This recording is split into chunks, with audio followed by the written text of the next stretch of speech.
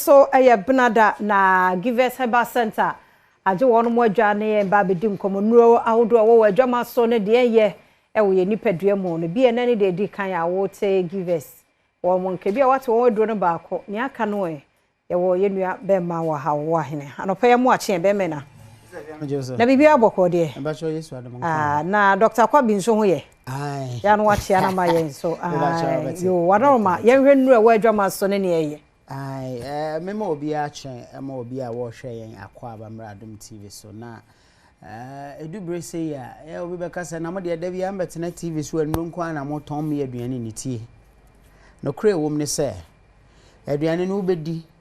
nanso edumre bi a ohia nnuru a wo benom na etimi abo aduane no ama ye adwuma ewo nipadua no mo eti se bia wo dwen se wo de wo aduane nko na hia wo bedumre bi no ensakura obetene de afa aduane no kura wontimi mfa yade betimi ama wonsa no akọ akotofom a wo maso a enye yi nti ene se de mpani se etire nyante ya yenya achesoa no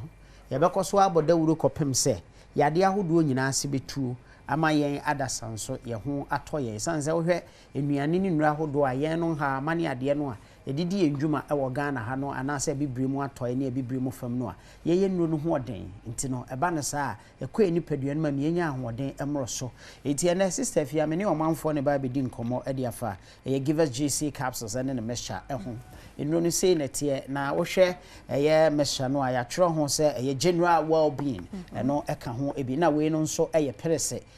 no onum ni mienu nyina ebom sei netie eti aduro na husuo nyina eni ma mefa we ni wo akiransa we no nyina esa infection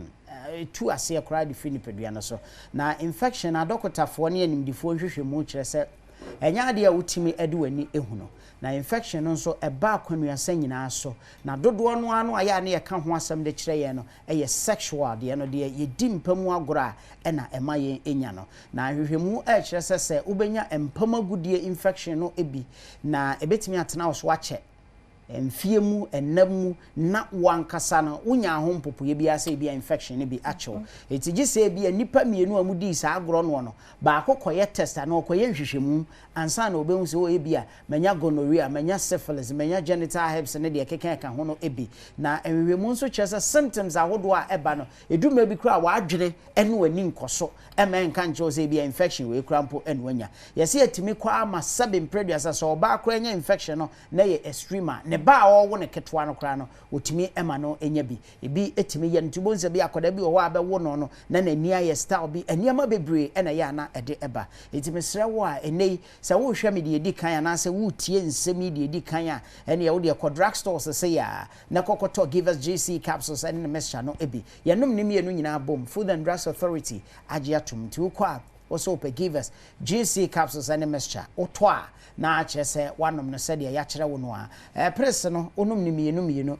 na achese eye de no nso eye mesha no nso no ade ehemu a odi bebubu na wanom onum ni nyina no na ehohuru ni padua no efin no ba bia infection no enyina dawo na asiesiew e bia wo ye bema obema no mu ensuo bitimi firi mu ba ensuo ni ya na thick a ete se 7 producer mrechia asay no milk say ya sade ya na scent wom no saada bi ena ya na wo de no ete wo ye bema dumre bi asabe obema na no timi tare wo supporter no ema wo wai create metete ensan bi agugugu baabi ya wankasa odwen ho kra wo ntia se dumre bi a ozo razor na wo de yiyen ena de baaye infection ni timi ebitimi yew ema sabe onsantam nyina da bonsensan timi egugugu honomo wanum nyina nso dumre bi a obetwetwu sia sade se bia enso do nsafa honomo a bonsana niema white bi epiepie ni nyina ye ebia akwa kodu bi infection ni bi ewo nipa kro no so ena de we nyina da abrewo enti myself freyesia na ye nkyerɛ ba bia bia to bia be drug store no ye beka che so waduro no ebi ni hɔ no mo na nso meka sɛ ebi ɛwɔ hɔ a wo mo empese wo be kyerɛ wo sɛ de ɛho nsɛm teɛ no afrɛ wo 0543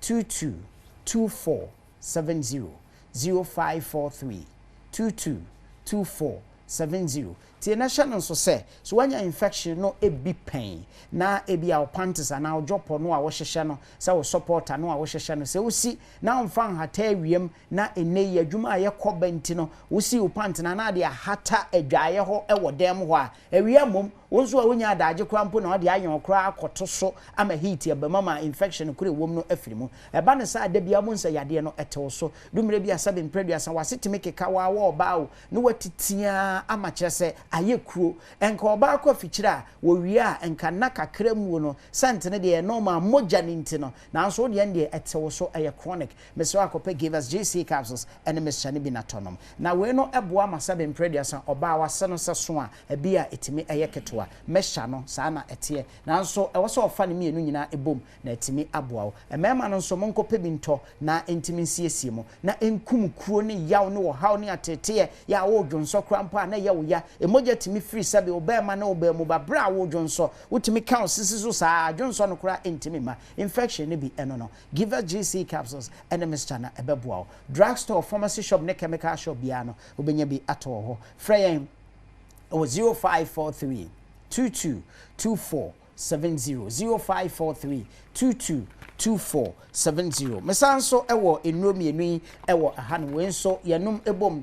give us core capsules and give us P capsules bonkum ene nifa so onum sa enromi enu ebom ebebo na siesie wo ye obema ebe siesie oba nso ebe siesie edumre bia na adwuma aye ne pressure ne ade ewo adwuma mu ni fie ntino bonse na libido no kra timeteko edumre bia bema nkasa kra na wo so de gina so ye adwuma di mensam no ukodu fie a na afi na akotete sili mu ntentan ne ade watimi atena TV ho am na bo one wo yira dress ya boso Saturday powder twen wo na so wo da ho at TV ho menu a problem we bi na wo sanse bia na obema na ntimi nyina so nche bia na osisi no eye ya wokotokora wo ntimi ensode na aye okoda na ntida bia no wone nkwada na ku wojade wo se okọ bedroom na akodi agro ewo ho eba na sa mesre wa akọpe give us cool capsules ne bi na tonom na emwa enyi wunti no mu hawe wo bia emfamfiri ho dumre bia sabe okotena agyanan so kra emma wo yam asi enuane a wudie no enye de digest pe give us cool capsules nanom ebeboa wutiri ta pa obi ana okon wutwa okon enye ye wo se wada akon so okon pillow na wada so onso so wada akon so wuntiri num nyina aya hyehye dumre bia heat bitimi gina mu a wo ye ohwe a enye ye num give us cool capsules amamai extra no a eno eye aduane a ye dia ntimi an digest no adane amamai no eno ne ya na de wo ha nyina eba ena me ba mihia papa bi ena ne minimu na kon wo nu na som ne nse wonya kra nkode wura na dwene ho kra akohwe de wo ho ni nyina eye kooko ni amaman no ena de we ba so misre wa se num give us cool capsules no ebi na wonom no nso no na we nso udi P capsules no fetchiri cool capsules no eyi ntinum amaman ni emojasufin ena wo ha ni nyina de firi ho ema otimi yi yam eyi na udi P capsules no nso dimensem etunum P capsules no na esiesie emema ahoɔden no a ewo nipadua emu no na nso obo adwuma sɛ de sɛ ne fata drugstore ne pharmacy shop bia mesre wa okɔ abenya give us cool capsules ne P capsules ne bi ato ento baako na enya baako tie ne yi cool capsules ne P capsules ne ye numbom Food and Drugs Authority agiatom enti phrase se a e was 0543